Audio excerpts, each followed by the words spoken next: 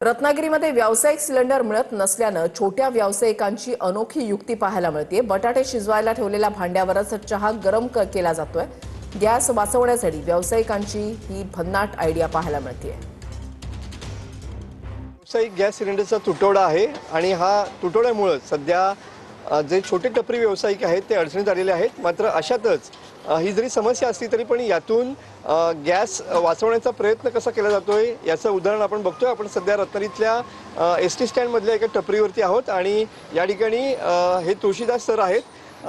बटाटे वड्यासाठी या ठिकाणी त्यांनी बटाटे गॅसवरती गरम करत ठेवलेले आहेत आणि त्याच्यामध्येच जो येणारे ग्राहक आहेत त्यांना किटलीमधून चहा गरम करून दिला जातो आहे।